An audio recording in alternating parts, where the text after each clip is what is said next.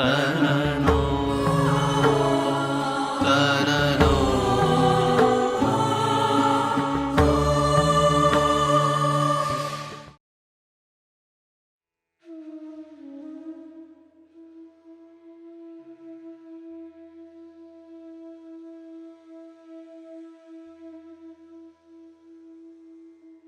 श्रीहरिं परमानंदम उपदेष्टारमीश्वरं व्यापकं सर्वलोकानां कारणं तन्नमाम्यहं मंगलो मंगलेभ्योऽपि पावनो पावनेभ्यः मधुरो मधुरेभ्योऽपि भ्रातृचरणों च केवलम्।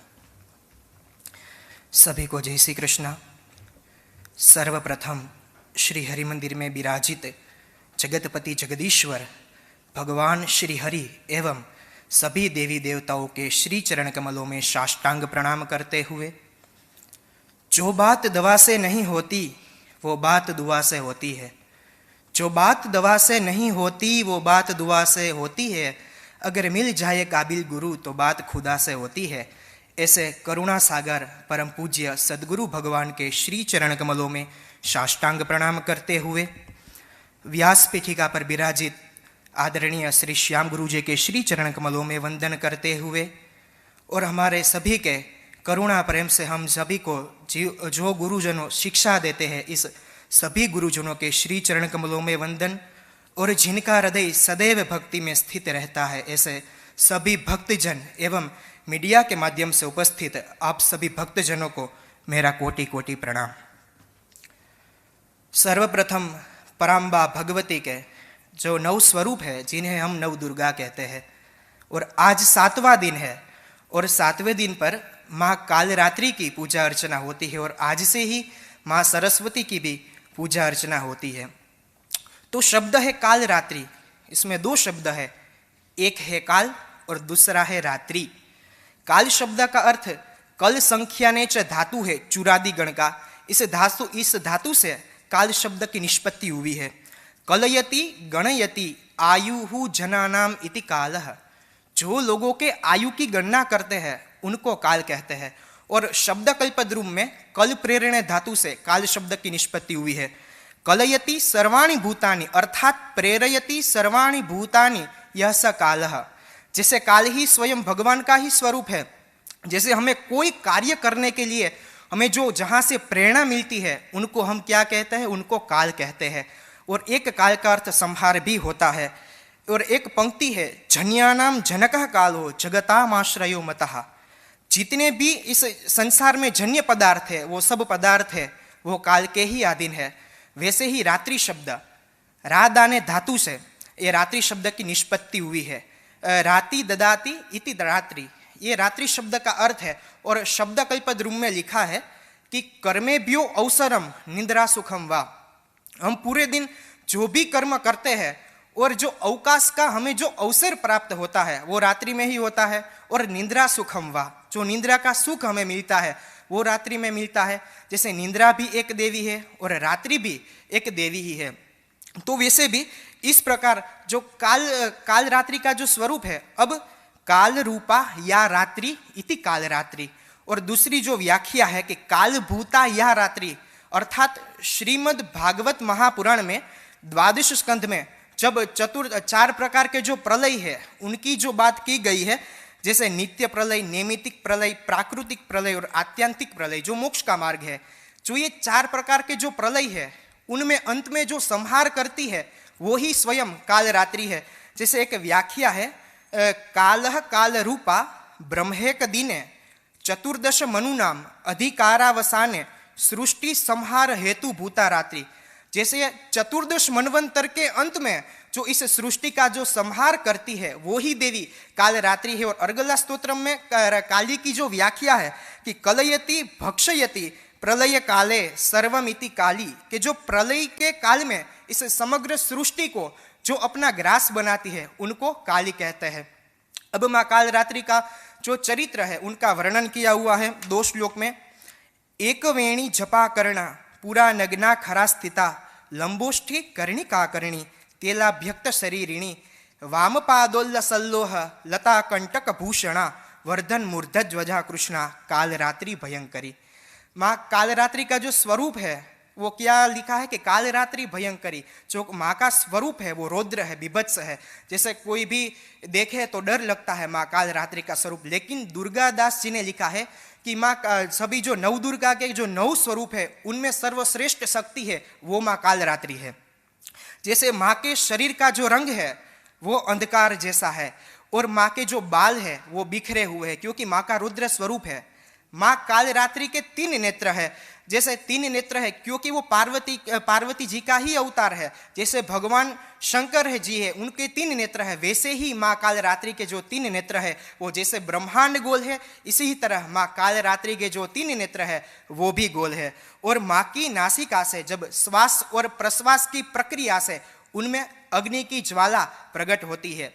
और अबाया चतुर्भुजा, माँ के 4 हाथ है।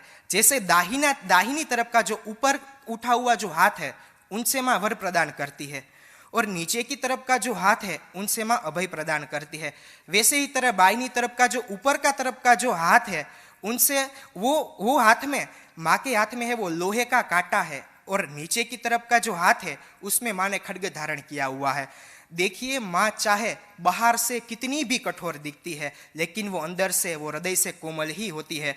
किसी ने बहुत अच्छा लिखा है कि कदम जब चूम ले मंजिल तो जज्बा मुस्कुराता है। कदम जब चूम ले मंजिल तो जज्बा मुस्कुराता है। दुआ लेकर चलो माँ की तो रास्ता मुस्कुराता है। किया नाराज माँ को और बच्चा हंस के ये बोला, किया नाराज माँ को और बच्चा हंसकर ये बोला कि ये माँ है या मियाँ, इसका तो गुस्सा भी मुस्कुराता है। जैसे माँ काल रात्रि का जो स्वरूप है, जैसे हम कोई भी बालक है जैसे रौद्र स्वरूप में है, बीभत्स स्वरूप में है, तब भी कोई करुणा से अपना बालक माँ के चरणों में चला जाए तब वो काल रात्रि एक ही क्षण में वो करुणामयी बन जाती है। जैसे रामकृष्ण परमहंस जी की दृष्टि से जब हम देखेंगे तो काल रात्रि हमें करुणामय की तरह ही दिखेगी, क्योंकि काल रात्रि माँ का जो स्वरूप है, क्योंकि जो बालक है, जो बच्चे होते हैं, वो कोई बालक है वो प्रेम से बात मान जाते हैं, और कई बालक ऐसे भी होते हैं उसको चिल्लाना पड़ता है, डांटना पड़ता है, थोड़ी शिक्षा करनी पड़ती है। इसी ही तरह जब शिक्षा की जरूरत पड़ती है तब माँ काल रात्रि उनको शिक्षा देती है। वैसे ही क्योंकि काल रात्रि माता का जो दूसरा नाम है वो है शुभंकरी, सदैव अपने भक्तों का वो शुभ करती है, इसीलिए उनका नाम है काल रात्रि। जैसे माँ काल रात्रि का दूसरा नाम है शुभंकरी, कि सदैव अपने भक्तों का जो शुभ करने वाली है। वैसे ही तरह श्री हरि भक्ति विलास में एक पद है कि कृष्णस्तु कालिका साक्षात। जैसे माँ का जो स्वरूप है वो पुरुष रूप में स्वयं श्री कृष्ण है। जैसे हरि भक्ति विलास में लिखा है कि कृष्णस्तु कालिका साक्षात, स्वयं भगवान श्री कृष्ण है वो कालिका का ही रूप है पुरुष रूप में। हम सभी ने श्रीमद् भागवत महापुराण में जो जड़ भरत जी के जो चरित्र है उनका वर्णन हम सभी ने सुना है। और जड़ भरत जी पर जब संकट आ गया था तब मानव की मृत्यु उनके सामने ही खड़ी है। इसी समय पे जब भगवान ने देखा कि मेरा भक्त किसी ना किसी प्रकार से कोई भी रीत से उसका संकट आ गया है, तो वह संकट दूर करने के लिए भगवान किसी ना किसी प्रकार से अपने भक्तों की रक्षा सदैव करते रहते हैं। जब कृष्ण वात्सल्य से भरपूर हो जाते हैं और जब करुणा बहने लगती है तब स्वयं कृष्ण ही माँ काल रात्रि का रूप धारण करते हैं। इसी ही तरह जब रामकृष्ण परमहंस जी की दृष्टि से जब हम देखेंगे तो ये कालिका भी हमें करुणा से बहने लगती है। इसी ही तरह श्रीमद् भागवत महापुराण में जैसे कालिका का जो स्वरूप है वो कालिका स्वयं श्री कृष्ण है। श्रीमद् भागवत महापुराण में 10वें स्कंद में, जब कल विपुल भाई ने भी बताया था, भगवान पिता रात्रि शरदोत्फुल्ल मल्लिका विक्षरंतु मनश्चक्रे योग मायाम उपाश्रितः। ये जो बात है, ये जो भगवान है वो अकेले नहीं है, वो रास क्रीड़ा में उनके साथ राधा जी भी है और सखिया भी है। जैसे भगवान ये जो अंतिम पद में हम देखते हैं तो योग माया उपाश्रितः, जैसे यहाँ भाव से रात्रि के रूप में हम राधा जी का स्मरण करते हैं, वैसे ही तरह योग माया उपाश्रितः, ये योग माया को स्वरूप है वो स्वयं ही राधा जी है। क्योंकि जैसे महापुरुषों ने योग माया का अर्थ बहुत अच्छी रीत से शास्त्रों में किया है। जैसे करपात्री जी महाराज है वो भक्ति सुधा नाम के ग्रंथ में बहुत अच्छा अर्थ करते हैं।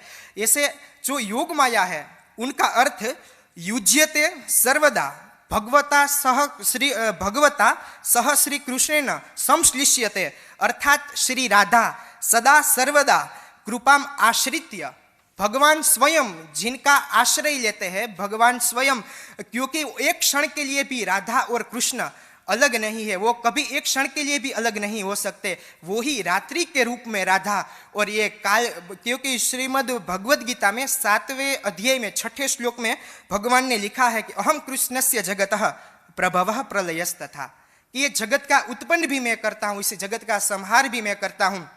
इसीलिए जो काल है वो कृष्ण है, जो ये योग माया के रूप में जो राधा है वो ही रात्रि है। जब ये कृष्ण और राधा का, जब विक्षरंतुम मनश्चक्रे का जब भाव प्रकट हो जाता है और कृष्ण और राधा जब एक हो जाते हैं तो वो स्वयं ही काल रात्रि का स्वरूप धारण करके और जड़ भरत जी की रक्षा जब की, वो ही काल रात्रि का स्वरूप है। जैसे वहाँ संबोधन में भद्रकाली का स्वरूप है, लेकिन वो ही स्वयं काल रात्रि का स्वरूप है। जैसे हम देखते हैं तो माँ दुर्गा के 9 जो भिन्न स्वरूप है, लेकिन पराम्बा भगवती एक ही है। जैसे देवी अथर्व शीर्षम में लिखा है कि अहम अखिलम जगत, ये जो पूरा जगत है वो मैं ही हूँ। जैसे गुजराती में भी हम सभी सुनते हैं, जैसे गरबा गायन करते हैं तब तू काड़ी ने कल्याणी मोरी माँ, ज्यां जो हूँ त्यां जोग माया, वैसे वो जोग माया है, वो स्वयं वो ही काल रात्रि है। चाहे परम्बा के भिन्न भिन्न स्वरूप है, लेकिन परम्बा भगवती की शक्ति तो एक ही है। इसी तरह माँ काल रात्रि, जो माँ काल रात्रि का जो दूसरा नाम जो शुभंकरी जो लिखा है, तो किसी को भी माँ काल रात्रि का जो स्वरूप है उनसे डरने की कोई आवश्यकता नहीं है, क्योंकि सदैव अपने भक्तों का वो शुभ करती है। और जो भी कोई माँ काल रात्रि की जो उपासना करता है तो उनका मन सहस्रार चक्र में सदैव स्थित रहता है। एवं ज्योतिष शास्त्र के अनुसार जो भी कोई जातक ग्रह पीड़ा से पीड़ित होता है, वो माँ काल रात्रि की जब उपासना करेगा तो सभी ग्रह की पीड़ा से वह मुक्त हो जाएगा। वैसे विशेष रूप से जो कोई भी जातक शनि देव की ग्रह पीड़ा से वो पीड़ित होता है तो माँ काल रात्रि की जो उपासना करेगा तब ही वो जातक शनि ग्रह देव की पीड़ा से वो मुक्त हो जाता है। वैसे लिखा है श्री दुर्गा सप्तशती के प्रथम अध्याय में कि काल रात्रि महारात्रि मोहरात्रिश्च दारुणा। जैसे काल रात्रि है, जैसे काली चौदस, वो महारात्रि अर्थात शिवरात्रि। जैसे हम शिव की उपासना करेंगे तो शिव के साथ ही जैसे हम माँ काल रात्रि की उपासना करेंगे तो शिव की प्राप्ति होगी। शिव की प्राप्ति करने से हमें माँ पार्वती की प्राप्ति होती है। तो वह माँ काल रात्रि ही है, वो स्वयं महारात्रि है। और मोहरात्रिश्च दारुणा, माँ काल रात्रि का स्वरूप है वही महारात्रि का स्वरूप है, वो ही मोहरात्रि अर्थात जन्माष्टमी। वैसे वो सब कुछ है वो माँ काल रात्रि ही है। और समय अनुसार मुझे पहली बार माँ करुणामयी और माँ काल रात्रि के स्वरूप के जो वर्णन करने का ये सौभाग्य प्राप्त हुआ है, और मुझे अपने वाक पुष्पों को पवित्र करने का जो ये सौभाग्य प्राप्त हुआ है, यही मेरे लिए सुवर्ण क्षण है। और समय अनुसार आज मैं अपने वाक पुष्प भगवान सद्गुरुदेव भगवान के श्री चरण कमलों में अर्पण करके मैं अपनी वाणी को विराम देता हूँ। सभी को जय श्री कृष्ण, जय सिया राम, सभी को प्रणाम।